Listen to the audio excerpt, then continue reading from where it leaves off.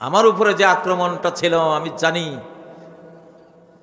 যারা বিগত ফ্যাসিবাদকে ফেরত আনতে চাচ্ছে ওরা ভেবেছে যে এই লোকটা আমাদের 1 নাম্বার শত্রু, একে কোনো সাইনবোর্ড দিয়ে হিট করা যায় কিনা, সেজন্য একটা আক্রমণ হয়েছিল, আর কিছু না। আমি এখন আসলে ওয়াজ করি না, ওয়াজ বাদ দিয়ে দিয়েছি। স্পিরিচুয়াল রাডার নিয়ে এই দেশটা আধ্যাত্মিক জগতে যারা চালায় সেই বান্দাদের মধ্যে কাজী আছে। আমরা জানি কোত্থেকে কি হয়। ফিজিক্যালি আমাদের উপদেষ্টারা চালান, কিন্তু আনসিন জগৎ থেকে যেটা পরিচালনা হয় সেটাই মূল। এই কারণে টিকে আছে এখনো বাংলাদেশ, না হলে এই সরকার টিকে থাকতো না। এই পর্যন্ত 80-90টা ষড়যন্ত্র হয়ে গেছে, আরো সামনে সিরিজ ষড়যন্ত্র আসছে, আরো বড় বড়, কিন্তু পারবে না, ইনশাআল্লাহ পারবে না।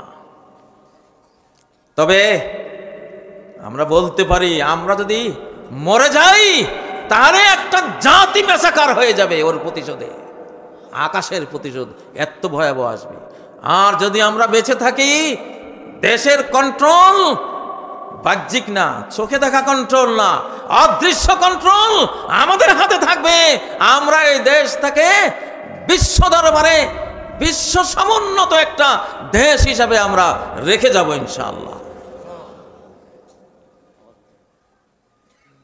প্রিয় বন্ধুরা, সূরা বাকারার শুরুতেই তো আমরা পড়ি, আল্লাযীনা ইউমিনুনা বিল গায়ব, যারা এই দৃশ্যমান জগতে থেকেও এটা মনে করে না যে সব যাদেরকে চালাতে দেখি এরাই চালায়, এটা মনে করে না।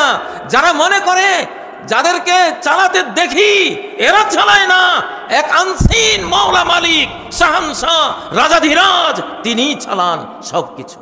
ইউমিনুনা বিল গায়ব।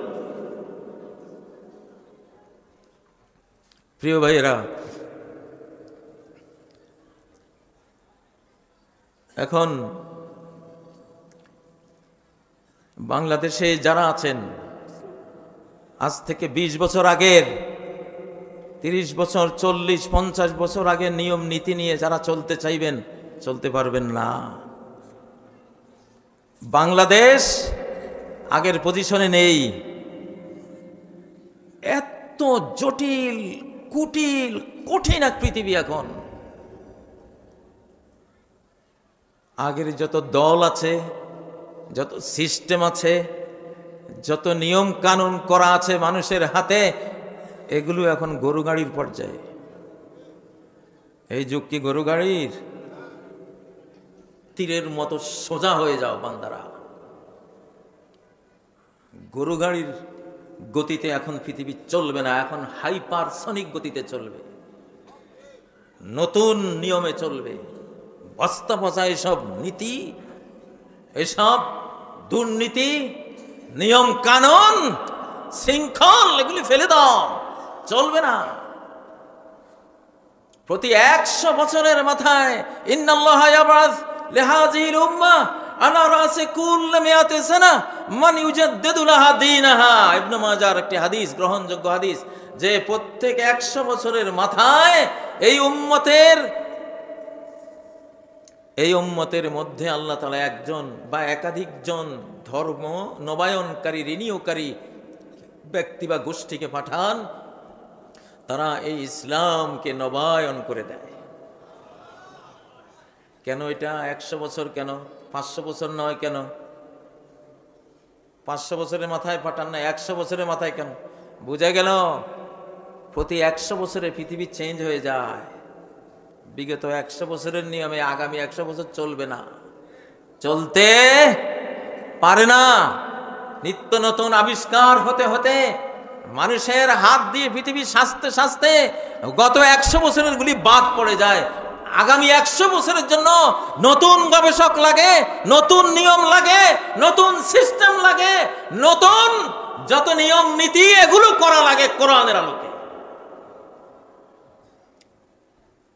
এই জটিল মুহূর্তে আগের গুলি দিয়ে দেশ চালাতে পারবে না, কিছুই হবে না।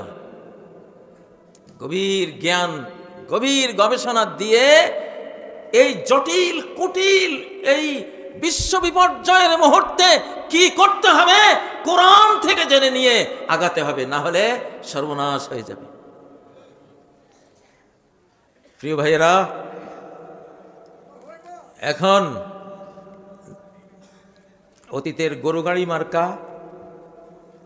দলীয় নীতি দিয়ে তোমরা পাইবে না, তোমরা পাইবে না। যদি খাইতে চাও, ক্ষমতা পাইতে চাও, বাংলাদেশকে শাসন করতে চাও, তাহলে কাদের সাথে দেখা করতে হবে?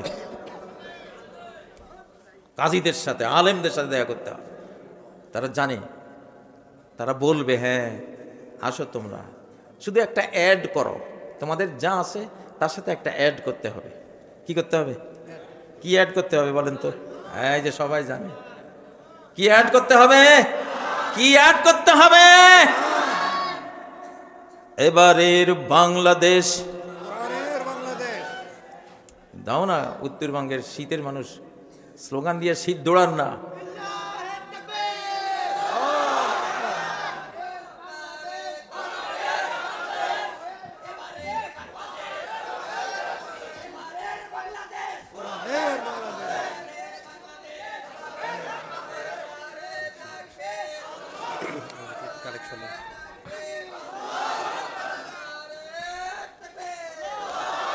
আল্লাহ আপনি কবুল করেন।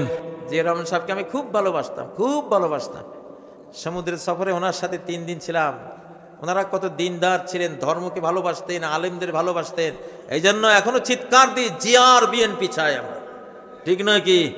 আমরা জিয়ার বিএনপি চাই, তারেক জিয়ার বিএনপি চাই, খালেদা জিয়ার বিএনপি চাই। আমরা ওই কিছু আছে না, প্রত্যেক দলে 75-80% লোক দেশপ্রেমিক ভালো, কিন্তু কিছু আছে উল্টা পাল্টা, ঠিক না? এসব উল্টা পাল্টা দালালদের ওই বিএনপি আমরা চাই না। আমরা দেশপ্রেমিক যেই শতকরা 75-80% বিএনপির জনগণ আমরা জানি, প্রেসিডেন্ট জিয়া আমরা জানি, খালেদা জিয়া, তারেক জিয়া আমরা জানি, আমরা তাদের